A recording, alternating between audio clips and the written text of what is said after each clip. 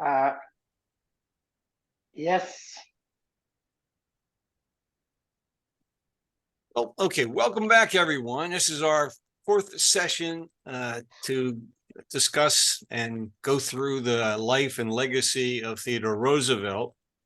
If you remember from Monday, we ended up with Roosevelt basically explaining, in his view, what he had accomplished by working to get the Panama Canal Treaty negotiated, and that this would be a tremendous asset for international trade, and it would be an important asset for the United States, certainly from a military standpoint, being able to move military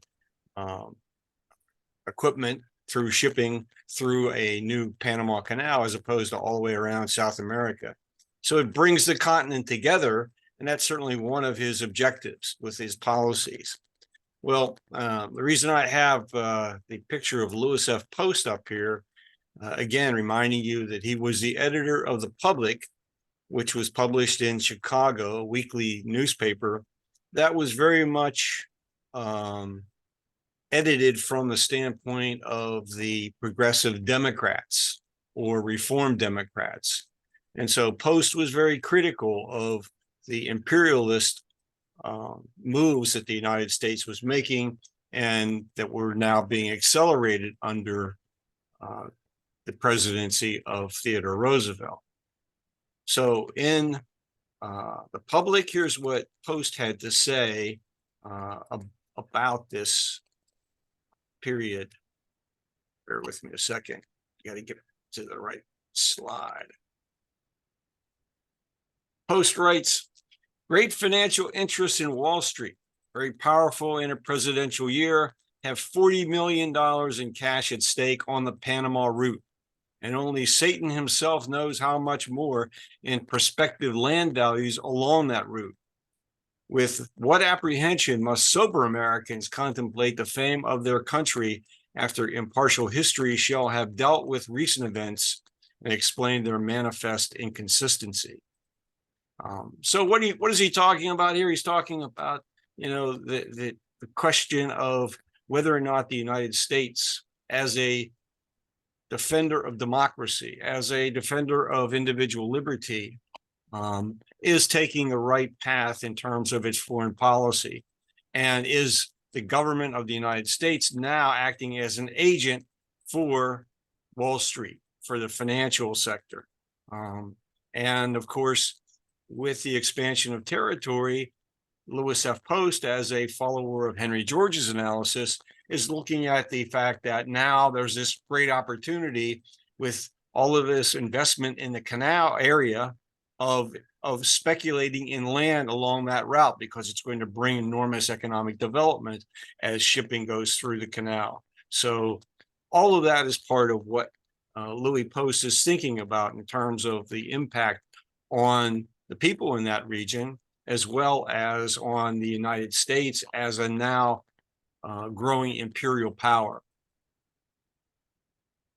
For reformers as well as Roosevelt, however, the railroads eventually became a target of reform as new powers to regulate rates were granted to the Interstate Commerce Commission under what was called the Hepburn Act of 1906. And in that same year, Roosevelt signed the Meat Inspection Act and the Pure Food and Drug Act. For many reformers, these were very positive, essential steps. Certainly, he was, in fact, carrying a big stick. And on the other side, of course, those who were involved in the industries were not necessarily going to be too happy about the increased intervention of government and regulation of their activities in what they perceive to be their private domains. So we're now entering this period of experimentation with whether government legitimately has a right to intervene, and if so, what level of intervention is appropriate, and how do you measure the success or failure of that intervention.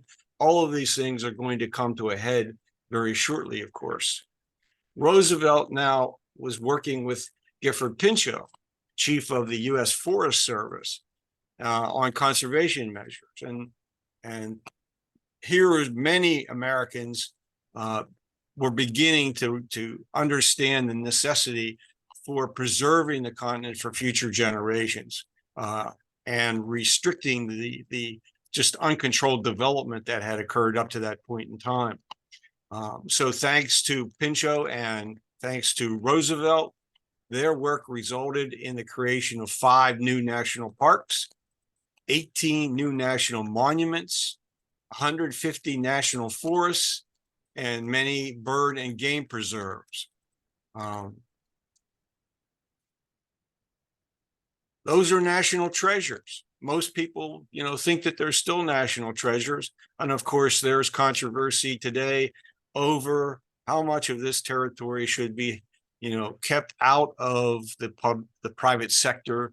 And we have all the debates about, building oil pipelines through national preserves, et cetera, what the environmental implications are, as well as the economic implications. We're still a fossil fuel dependent society. And if we restrict the supply of fossil fuels, economics tells us that the price will go up. And many consumers are going to have a hard time paying that price out of their incomes that aren't rising as fast. So again, here's 1900, early 1900, and we have the same sort of controversies and issues that have to be debated from the standpoint of what we expect of our government and what limitations on government power should be imposed. Well, it's also worth noting about Pinchot that he solicited from the single taxers, Henry George's followers, in 1916, their help in defeating a bill that would have granted to power companies the use of water power on navigable streams without any compensation to society. And this is a major issue for single taxers. If private interests are going to have control over the public domain, it should be based on just compensation to society for what they perceive to be a privilege, a control over natural resources, which is inherently monopolistic.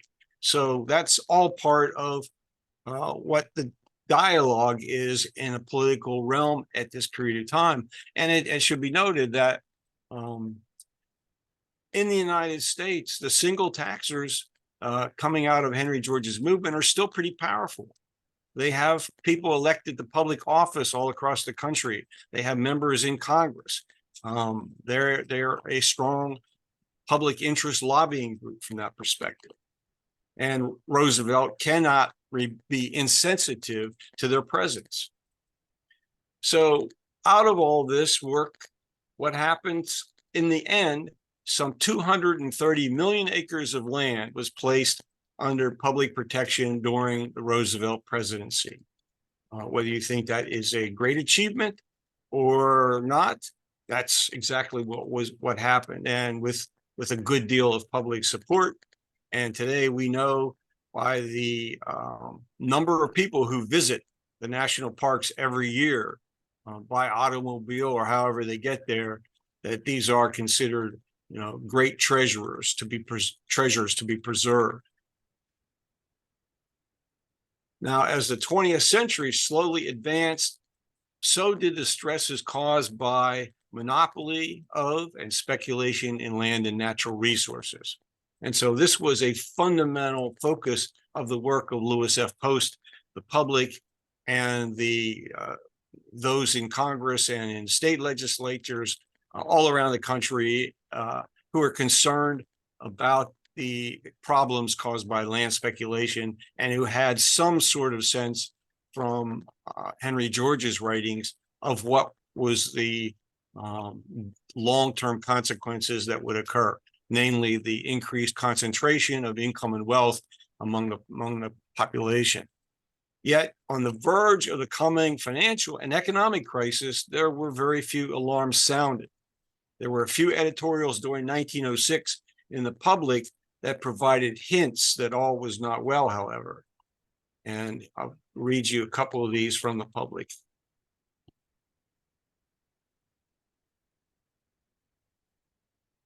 I'm assuming that these were written by Lewis F. Post, but they could have been written by someone else on the staff. They were unsigned. The New York Sun has seen that the increases in rent during the past 2 years, which have probably averaged at least $2 or $3 a month per family, have taken that much out of the earnings of the people, that much from their effective demand for commodities. So bring this forward to 2022, 2023, and the increase in rents that renters are being charged by their landlords. Well, that's income that's a redistribution of income to landlords, whether it's justified or not. It is occurring because of market forces and the shortage of affordable housing opportunities. And it does certainly reduce their ability to consume other goods and services, their effective demand. He continues. It sees in the large rush of the better paid classes of wage earners to escape the landlord by becoming homeowners. Another substantial cut in effective demand. For these must enter upon a regime of economy in order to pay for their homes. It shows that goods made to be sold will not be sold or will be sold slowly, and that an overstocked market will curtail production, throwing many out of work and wages of any kind. Let me stop and see if you have any reaction to that particular bit of analysis by the public. Do you think that as people seek to acquire home ownership, that it causes cuts in effective demand in other areas of the economy and for goods that must made that would not be sold or sold more slowly? Any thoughts?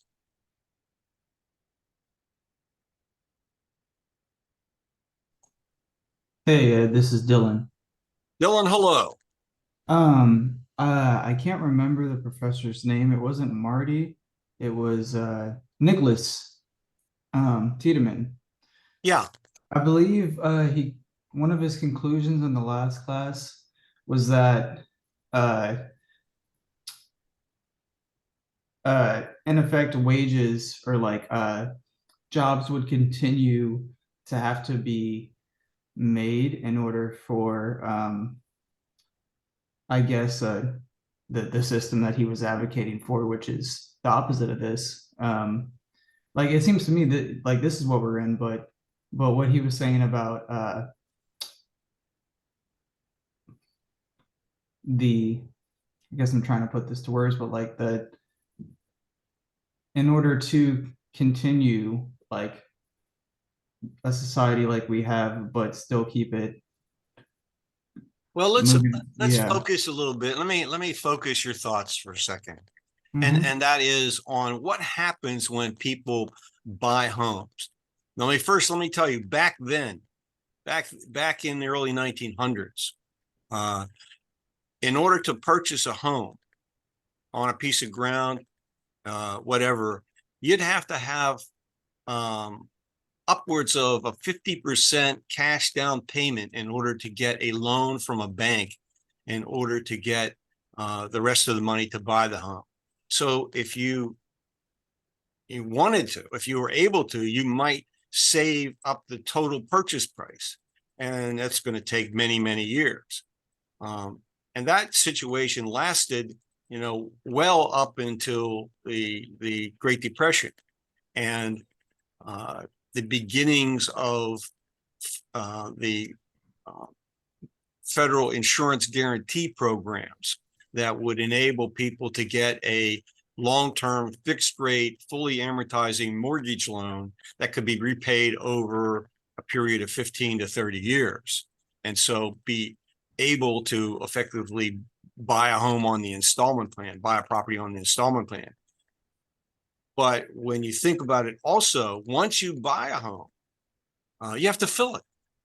There are all sorts of goods that you're gonna buy. And back then you probably had to buy them on cash, so it'd be accumulating them slowly. And I think that's what he's getting to here. That now, even once you obtain home ownership, unless you were in the higher wage earning group, you're going to have a very long period of time as you acquire the goods to fill up your home as needed. Whereas today, you have your credit card and you have installment plans. And so there's a much greater reliance, of course, today on debt. And so that changes the whole economic picture as well. Ibrahima. Yes, I would say it just depends on what's in that price of that home that you are buying. If the larger share of the home price is on the capital investment, then that will have a beneficial effect on the economy because you create demand for other sectors of the economy to provide what's going to be in the house itself, like the building material. Once you have the building completed, you have the furnishing, the electronics, and so on. But if a larger part goes to the land, there is no cost of production. Nobody has been employed in creating that land. It's just speculation. Yeah, I basically agree with you with some cautionary comment. Okay. Okay. Think about, I mean, when you're talking about a newly constructed home, for example, a builder comes along and acquires the land, gets all the approvals, has to bring in the whatever basic site improvement is required. All of that is going to require an expenditure of funds, borrowed or out of pocket. Then they contract for all the materials that the home is to be built with. Wages are paid to all the workers who come to the site to do the construction work. And so there's that residual effect of all of the funds spent, even on the land, because the landowner is going to take that money and do something with it. Whether or not the land, he may also be a rich person who has almost everything, and then he would just store it in the bank. Yeah, if he's extremely wealthy, has no need for the cash in order to consume goods, he will put it in the bank or invest it in cryptocurrency markets or some other speculative activity. So the challenge is really determining, what structure of financing for housing will achieve the best outcome. And one comment I will make about recent times, when we had the crash of 2008, Mason Gaffney, writing late in life about all that, argued that the first reform that we should try to get in the banking sector was to prohibit any financial institution that accepted government-insured deposits from extending loans, making loans for the purchase of land or accepting land value as collateral for borrowing. That people would still need to borrow money in order to make the land purchase part of the purchase of the property purchase, but that lending would have to come from institutions that were not going to be bailed out by the government in the event that they fail. A lot of complex issues, and I bring all that up because at this period of time, this is just before the panic of 1907, and all of these issues are going to come to the fore for discussion, and they're going to come to solutions that they thought were either the right solutions or were the solutions that were at least politically palatable to get the votes necessary. I don't know if I answered your comment effectively, but that was my sort of reaction to that. That's a good point, and I like Mason's proposal because it achieves what has been tried in Japan very successfully, which was called credit guidance. Like government just hinting that money that is lent by the bank should target certain areas of the economy. In this case, it was positive, do this, don't do that. But here you discourage what you don't want to see develop, which basically channels the credit to the right place. Right. I mean,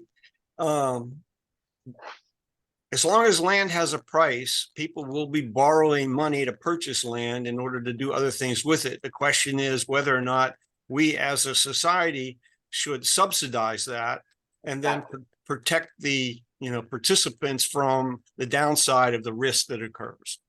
Marty. Thanks. Yeah, I was listening with the excitement, I guess. So on the one hand, Dylan got into some issues, and I think your response got into the dual job, so to speak, of the landowner. Because what you described was a landowner acting as an entrepreneur to hire the people to do all the things to get the land ready to be sold. So he's actually earning a wage, so that's, something he should put in his pocket. Has nothing to do with, the loan itself. But then we always have this problem of if something good happens, like Mason's proposal to go into effect, what that does is give this air of, well, that was a big win.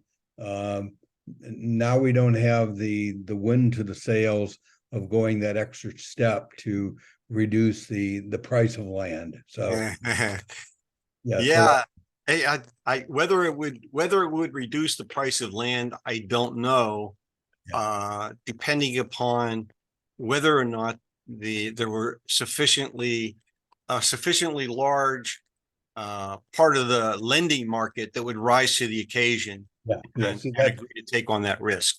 Yeah, that was the point I was trying to make, is that reformers that of the type that we're trying to be or advocate is that we can't take these half measures. Henry George brought this point up often about half measures. In fact, he had the introduction to a chapter about 6 things that are half measures that will never get you to where we need to be in terms of land value system. So I just thought I would point that out, that we can't let our guard down if one thing goes good in the right direction. It's kind of like you have to understand the total approach. Yeah, there's a sense, at least I have this sense, that too often in our choices about public policy options, we wait until we make all the bad decisions and there are no other options available except the right one to make the right one. Do everything we can to avoid making the hard but very correct decisions about public policy change until it seems we're forced, it's forced on us because there are no other options left. And that's a sad commentary on us in terms of our ability to think rationally and behave and act rationally. Well, again, this is, the more things change, the more they seem to stay the same. The issues just keep coming back over and over again with regard to, how economies ought to be organized, what's the appropriate role of government, and then, what measures will get us to the economist nirvana, and that is full employment without inflation.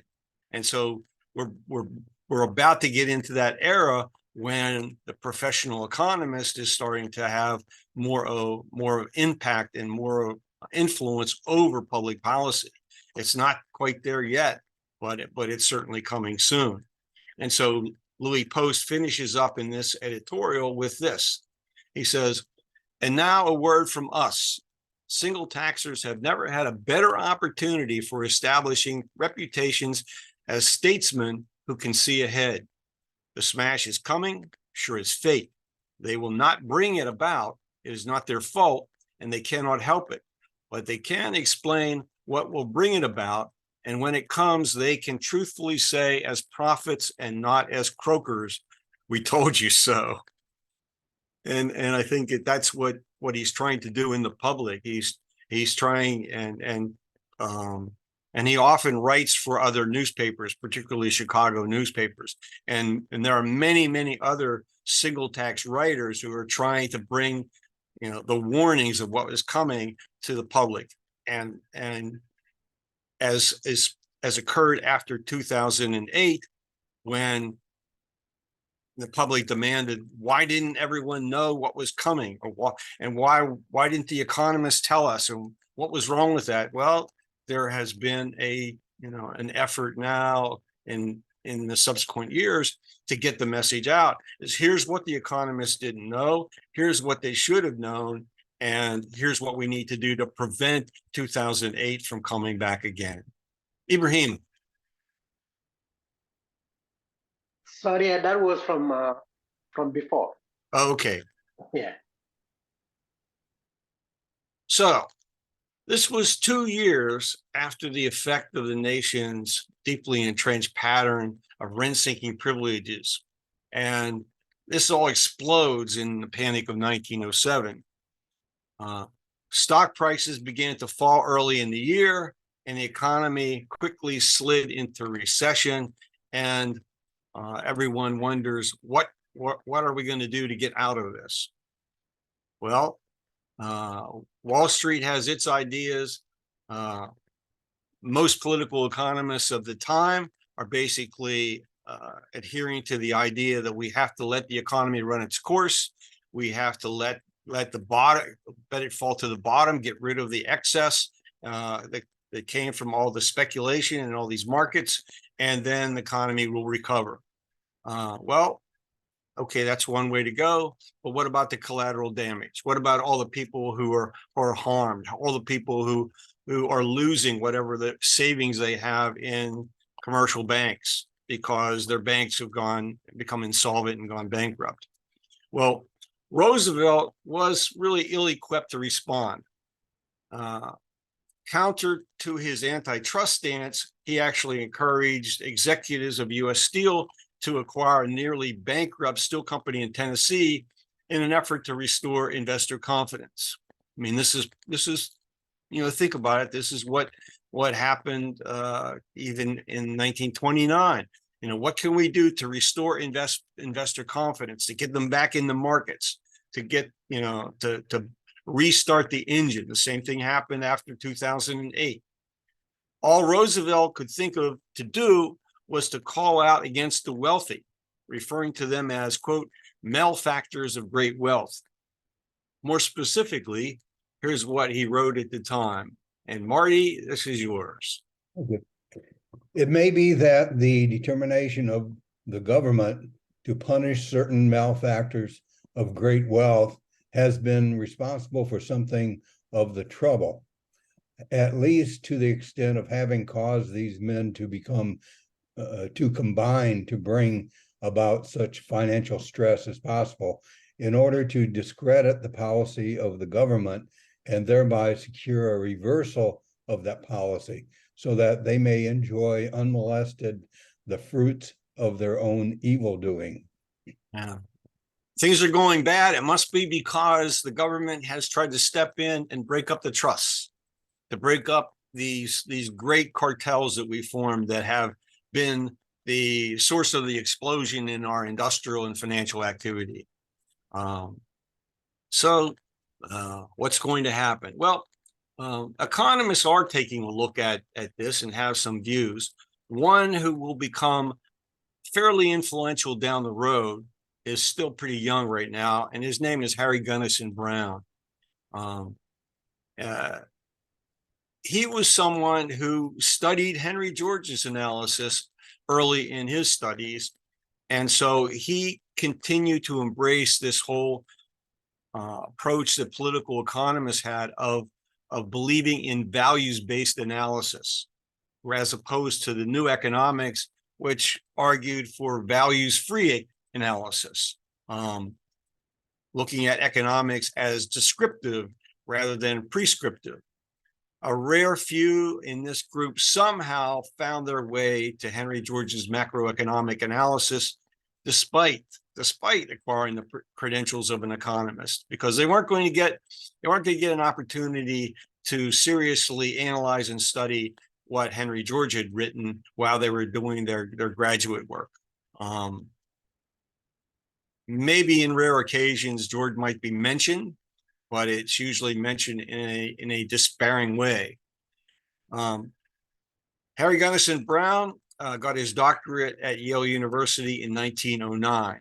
And I have collected most of his writings on the School of Cooperative Individualism website if you wanted to explore how his thinking evolved.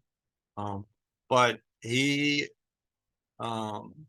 very much embraced the three-factor system of political economy. And he continued to write over and over again throughout his entire academic career that land should be treated as a distinct factor of production with its own characteristics, very different from tangible capital goods or from financial capital or labor. Another economist who stepped into the fray with some comments was named Joseph French Johnson.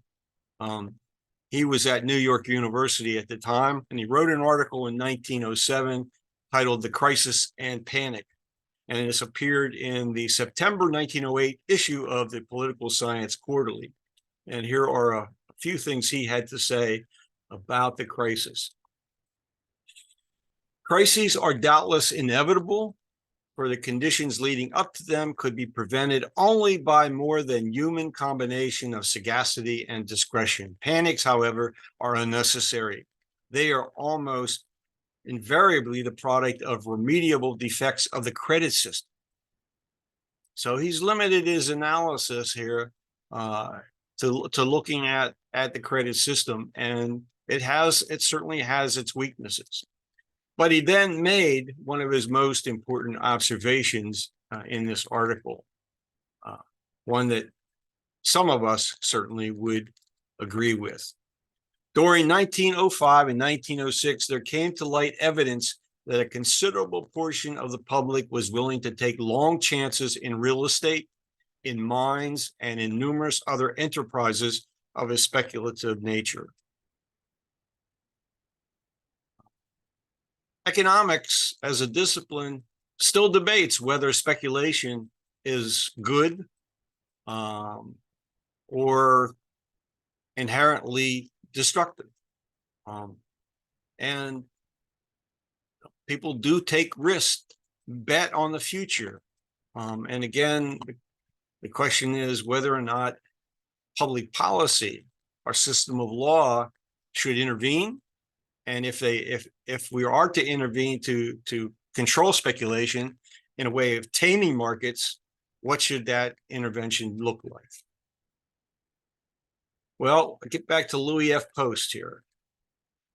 Even back then, an economic contraction generally meant the extreme deprivation of the poorest citizens, whether those citizens were white or persons of color. And in fact, newly arrived immigrants comprised a disproportionate percentage of the poorest of the poor at the time. So in the autumn 1907 issue of the Single Tax Review, not The Public, but another publication, Louis Post labeled conditions in the nation as class warfare. He said this: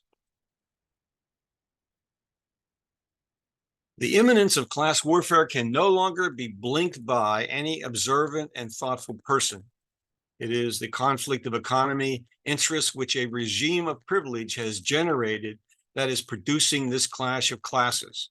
Political lines are already forming, not on the issue of right and justice as we would have them form, but on that of power and self-interest, irrespective of right and justice."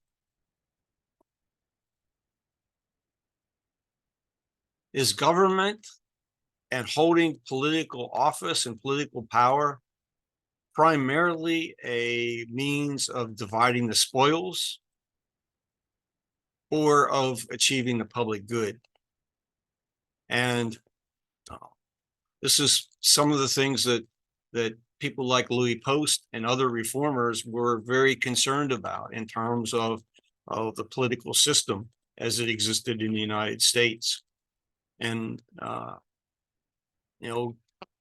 all the stories of machine politics in cities and the corruption surrounding those machines. And yet, on the other side of it, you hear stories about how Tammany Hall in New York City was very effective at providing constituent services, better than the actual, public officials, public elected officials. So it's another part of what's going on at the time that's being discussed and debated in terms of where do we go from here. And now we have this panic, this crisis that we don't fully understand. And if we don't do something about it, it's liable to happen again. How soon will it happen? How deep will it be, affecting our population? Well, power and self-interest was also at the heart of the nation's racist attitudes at the time. And these attitudes were even pervasive in the Roosevelt administration. Racism dictated policies against not only persons of African heritage, but Asians as well. And so one of the great rising empires is that of Japan. And so there's great animosity towards Japanese. The Japanese empire displayed its own growing military prowess. It clearly had imperialist objectives. And so what was Roosevelt to do? He decided to try to improve relations by clamping down first on discrimination against Japanese immigrants on the West Coast. And so the United States goes through a period of trying to reconcile its relationship with the Japanese and recognizing the fact that the Japanese are now a modern industrial military power that is going to compete with them in the Pacific arena. So Roosevelt is actually successful. An agreement is signed in November of 1908, which does two things. It affirms the Japanese control over Korea, and it affirms U.S. control of the Philippines.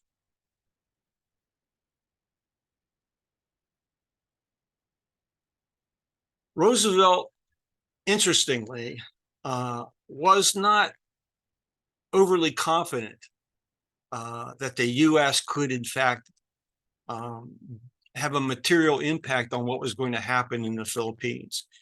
And he thought that the Philippine Islands were militarily indefensible. And so he argued for the withdrawal of American troops. Now, nothing happened. Roosevelt's out of office. In fact, nothing happened. And of course, when did the United States finally withdraw, at least for a time? It was after the defeat at the hands of the Japanese in the Second World War. MacArthur returned, and we've never left the Philippines since. Some of the Philippine population probably has accepted that and is happy with the economic vitality brought to the Philippines by the presence of the U.S. military over these decades, but it certainly isn't something that all of the Philippine population has ever been happy to have as a continuing presence. Wayne. Yeah, a couple of things. We had very little military presence in the Philippines after first of all, Philippines were granted independence in 1946. Yes. And then the Philippine independence came in 46 and had bases there. But our major bases, though, were in effect shut down by a volcanic eruption, I think about 30 years ago. And I think now we do have some more there, but but they are still technically an independent country, which with its own policies. But well, I guess the question, I don't have an answer to is whether or not we are still there because the majority of the Filipino people want us to be there, or because we have exercised sufficient pressure to retain a presence there in order to defend our interests in the Pacific. Maybe you have an opinion on that.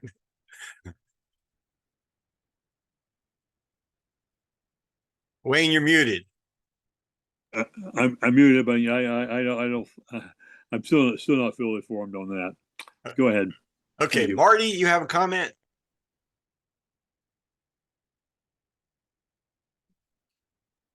Yeah, I was going to pick up on the agreement with Japan and point out that historically Britain has teamed up with whoever they needed to oppose Russia, and I know during the I think of 1905 era, that's where Britain was teamed up with Japan against Russia. But just to go on that a little bit, I watched a great video about the history of Russian military going to the ports in San Francisco and New York during the U.S. Civil War. And they did so to prevent the South winning, and shortly thereafter, Seward's folly, U.S. got Alaska and the reason that the Russians were saying, or why they wanted to, was that to keep Britain as far away as possible. So that wasn't really coming up in your presentation, but it was kind of an interesting thing to keep in the back of your mind of what's going on. I mean, it's all relevant background to this story, Marty, of course. I mean, you're just thinking about it as you're talking about this. I seem to recall that most of the Japanese who became engineers got their engineering degrees in Britain. And so the Japanese government sent its young people to Britain in order to get the technical training that they needed in order to industrialize. And if I'm not mistaken, the trains, the locomotives and the trains that were first brought to Japan were British, and they were installed by British companies. Yeah, I'm pretty sure that's correct. Yeah, well, that's good. Appreciate that. So that's the nice thing about the what you're doing in this course, is to go through history and show where Henry George's ideas could have been adopted and maybe should have. Another thing that came to mind was a period between the crash in the 1907 up to the what was the Federal Reserve Act or something in 1913. Yeah. That 6-year period that's so instrumental to our problems today. I don't think any history class ever taught that period of time, but I think that might be something we'd want to focus on in some fashion, whether a new course or maybe a conference, because I think the 1907, especially with the Lewis Post quotes when talking about class warfare, I think that was a key period, and it's good to delve more into it. The availability of material for that kind of a course and for many other really important discussions is there. Just, a matter of someone focusing and taking the time to pull it all together, because there are so many great insights and stories to be told from the material that's available that doesn't always make it into the kinds of documentaries you see certainly on television or often that are available even on the internet. There's just a lot more complexity to a lot of these stories than people generally learn about in the classroom. And maybe if you're working on a PhD and you're at the graduate level, You might get a course that's very specialized and you get very deep into a subject, but I don't think that's true for most, formal education. And this gives us an opportunity to explore these ideas and all of this history a little bit informally without the pressure of anyone having to write a paper or take a test as a result of the course lectures. Let me go on to tell you about the next victory that Roosevelt had, and that was the settling of the border between Canada and Alaska. We think of Canadians as very, our good friends to the north of the United States, and certainly they are. But it took a long time to resolve some of these border issues between the United States and Canada. And of course, there was always a fear in the North that the United States might decide that manifest destiny involved invading and taking Canadian territory, by force. So this was a beginning of a new relationship with the people in Canada, and that was settling this border between Canada and Alaska. Roosevelt, however, had other problems arising domestically. One had to deal with the fact that after a regiment of African-American soldiers was accused of causing a riot in Texas where a white person was killed, the president had the entire regiment dishonorably discharged. Included were many soldiers who were near retirement and several who held the Medal of Honor. And all of these dishonorably discharged soldiers lost their retirement benefits. So it created a tremendous backlash among African Americans in the United States and those who were sympathetic, to their cause. Well, when investigators finally got around to the truth, they found out from statements by white witnesses that given the fact that the black soldiers had been required for their own safety to adhere to a strict curfew that particular evening, that they weren't even around. And an inspection of the soldiers' weapons confirmed that none of them had discharged any ammunition. It took until 1972 for the Department of Defense to admit the soldiers had been wrongfully discharged. However, no financial compensation was made available for the survivors or their families. What this part of the story brought up to me in my mind was the question of, are reparations appropriate for those who've been the most abused by our society, by our system of law, and by our economic system, and by all this? Or is it just the past and we can't do anything about it? That this is just the way people were to one another. Let me just stop for a minute and ask you what you think about that. Marty? Well, I guess you didn't bring up what did Theodore Roosevelt have to do, or did he have the power to do something about it? Well, under the Constitution, since they were accused of breaking federal law, I would guess he had the power to reverse their discharges. I don't know that. Yeah, so he was separation of military law versus civilian law, and I don't know where Roosevelt's powers would have begun and ended there. He's still the president then. I guess that was a point that I missed. Yeah.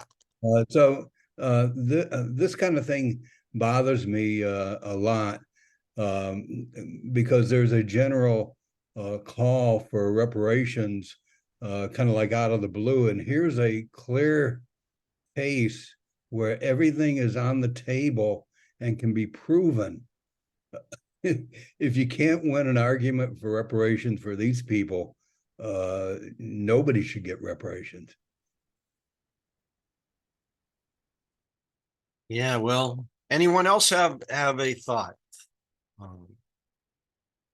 about reparations in general, going back to the treatment of people of color, and the origins of slavery. And what about indentured servants who came over, and all sorts of people who were mistreated severely? Joe. But I like FDR's approach of providing economic rights. If you make them universal, then everyone from now on, every child from now on, has a equal opportunity to flourish. Living wage jobs, health care, affordable housing, education, reasonable tuition, all those things which he talked about in his 1944 State of the Union speech. I think that's the way to go, and I think it's it's a vision that everybody can back. There's no there is, some within us, deep within us, is still the part of us that has sibling rivalry, right? We don't like to see other people get ahead of us, right? And this is a situation where everybody gets that kind of opportunity. It would do a lot towards. As Roosevelt lived to see the end of the war, and had some involvement in the post-war discussion of what measures should be then advanced, perhaps there would have been a little different result. As you may or may not know, when Harry Truman took over as president and the war ended, they attempted to pass the Full Employment Act.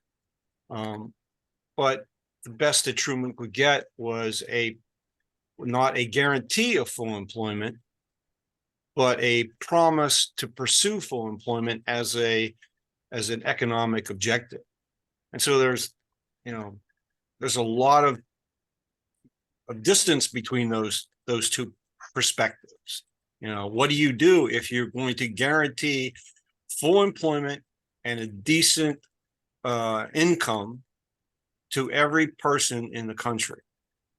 What conditions should be imposed, if any? What's the eligibility criteria? Yep. We're into that these days now with the universal, guarantee, basic income guarantee. I believe Eleanor Roosevelt pursued it, and she was, chair of the Universal Declaration of Human Rights Committee, and those goals are within that document. It's 40, well, almost 80 years ago. Yeah. And we haven't done well. But to me, it's the best path to a universal vision that everybody could support, bring the country more together, and give people a chance to contribute and flourish. And so the discussion continues. What is the appropriate role of government? What is the obligation of society to individuals? What is the responsibility of individuals to the community? I'm afraid that we have whatever consensus that might have been building as a result of the actions taken during the Great Depression in many countries, and as a result of the Second World War, and the level of commitment required by those who were engaged in that struggle to achieve victory over the fascist, powers, that whatever level of uniform feeling or consensus seems to have dissipated over the decades. Yes, right. How we Reagan, reforge that. I would say Reagan, opened the door back to the rentiers, and they have been very successful for over 40 years of gaining unearned income, capturing wealth. the Reagan-Thatcher era brought back into play this discussion, of to what extent government should be providing social welfare benefits, and whether or not the federal government ought to have the role in making those decisions, or should individual states. We in the United States now we're seeing that that Reagan's pattern of new federalism has transferred authority back to the states over much of what is public policy. And in my view, what has happened is we've lost any kind of momentum towards achieving a universal definition of human rights. And I wonder, where we're going to end up on this. Certainly, it's more recently been focused on the right of a woman to terminate a pregnancy, and there are other rights that individuals perceive that they have that are being challenged by conservative dominated governments within the states in the United States and other countries as well. This is a battle that's, I don't know if it's just beginning, but certainly it's far from over. And what the result will be, I don't know. In Roosevelt's era, these issues are all there. I mean, we haven't even gotten into the struggle for women's suffrage, and how important that was to change the political environment when you get 50% of the population, adult population, the opportunity to actually vote for, those who are going to be public servants. So, all of that we still have to discuss. I'll end with one more slide, and then we have a few more minutes we can talk about. But the Roosevelt's presidency, his second term, comes to an end in March of 1909. He honored tradition by not seeking a third term, and he persuaded William Howard Taft, who was his close friend, to head the Republican Party ticket. William Jennings Bryan was the Democratic Party opponent, and Taft wins with 51.6% of the vote. So we will pick up next Monday the story from that point. I saw someone had their hand up and disappeared. Who did I miss? I think it was Marty. No, I think Marty was afterward. Who just had their hands up? Tom Jacobson. Yeah, you asked about reparations for comment. I favor reparations because I think for wrongdoing of magnitude, such as genocide or in the Holocaust, Germany, in fact, paid reparations to the survivors of the Holocaust. They set up, like in '54, there was the Beg Conference set up, where those that were Holocaust survivors could make claims for insurance policies that were never paid. The proceeds went to the Reich for property under Aryanization that was stolen from the Jews and appropriated by the Nazi government. The conference set up a procedure where you could make a claim. You would get 20% of what you could prove your losses were, and it was paid by the German government. I think something like slavery in the United States, I think the genocide of Indians, Native Americans in the United States, reparations. I mean, there's an attempt made. They give Native Americans preference on casinos on tribal lands. And I think that policy is very, very important in terms of making those that are responsible for those wrongdoings responsible. And the government has a responsibility then to take up the paying of those damages.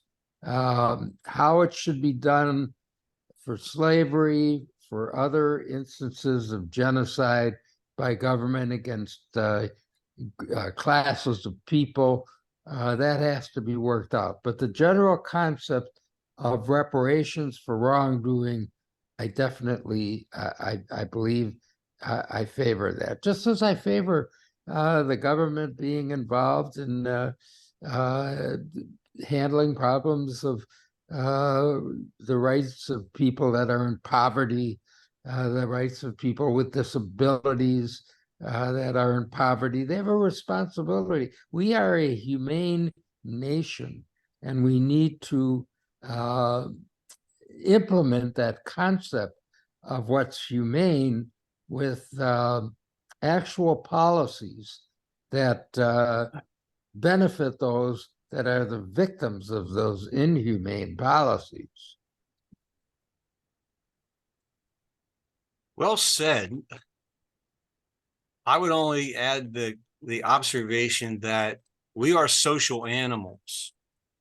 And, you know, I guess it was Hemingway when he said, you know, the bell tolls for all of us. We're in this together. And if we don't find a way to work through our problems together, and we think of ourselves as individual agents in pursuit of our own interests, independent of the common good, then perhaps nothing good can come of that in the long term. But this is very much debated. Those who feel very strongly about individualism, libertarian, theorists argue that in a sense, I guess it was it Benjamin Franklin who said this, that the more we seek security by giving up a little bit of liberty, eventually we will have neither liberty nor security. So it's the balance. What is the right balance?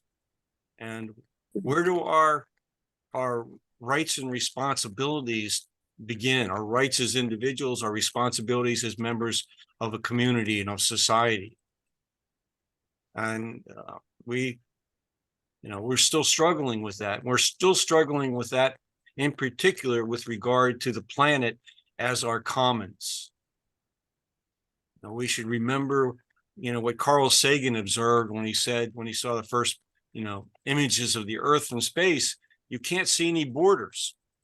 There are no, borders. These borders are artificial. We've divided the planet up into nation states, and then within each nation state, we've tended to divide up the planet into little plots allocated to individuals, and given them monopolistic control over those pieces of nature. Henry George just added, well, we've done so, and that's bad. And worse yet, we've done so without asking people to compensate the community for the privilege that they've gained. So that this is where Roosevelt is in 1909. This is where the debate is between William Jennings Bryan and William Howard Taft and that whole generation of political leaders as they try to navigate through the next phase of whatever reforms that they think are necessary coming out of the panic of 1907 and the collateral damage it's caused to people. And so next week we'll be able to get into that. Anything further comments you want to make or observations you want to make before we call it a night? Yeah, I guess I wanted to pick up on something that Tom said, and maybe we can close this thing out. The injustice for Native Americans, and point out an apparent pattern where you saw the African American soldiers getting screwed and President Roosevelt could have pardoned them or compensated them. I watch C-SPAN quite a bit, so I saw a program about the state of Sequoia, which was eastern Oklahoma. There was an opportunity for a new state that would be Indian, primarily populated, I guess, because we all know that that's where Indians were forced to go to, is Oklahoma. But what I understood was that there was a policy or a law that was sitting on the table for Roosevelt to sign to create that state, and he chose not to advance it. Now, I haven't done any more research than a little bit, but it shows a pattern where he could have done a great justice, and it just seems like a problem with Teddy. Well, maybe he didn't think he had the votes, or are you saying he had the authority to do it by executive order? That I doubt that would be the case. I can't remember. What I remember reading was that there was something that would actually implement that actually went through Congress. But I'll research that before the next class. Yeah, I mean, it's an interesting idea of creating within the United States a state where the dominant population would be that of the First Nations people. But there's also the complexity. I mean, you're talking about hundreds of tribes who spoke different languages, who had different, cultural norms. Would they all be willing to migrate to eastern Oklahoma in order to attain political sovereignty? It would have been an interesting experiment. Yeah. Ed, this is Wayne. May I say something about Oklahoma? Yeah, sure. Go ahead. Yeah. Oklahoma formally became a state in 1907. That was during Theodore Roosevelt's second term. And it was pretty much set up as it is now. So this would have had to been in discussion before. Yes. Yeah. Okay, that's true. So it's an opportunity that could have happened, but yeah. Another piece of history for someone, and Marty seems to be interested in doing some research to find out what the details are. Also, may I make a statement about reparations? Yeah, go ahead. Franklin Roosevelt ordered the mass internment of all people of Japanese ancestry who lived on the West Coast in 1942.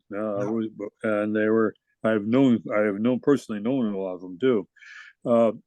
I went to a high school which is about 10% Japanese American, about 10 years after the war, and that's why I knew about this long before most Americans did. However, there was a reparations bill that was passed and signed into law by Ronald Reagan.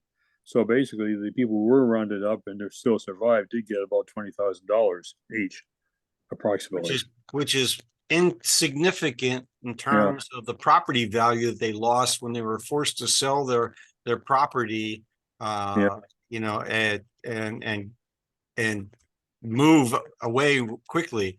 Had the Japanese population remained there, they would certainly have been a major beneficiary of the post-war boom.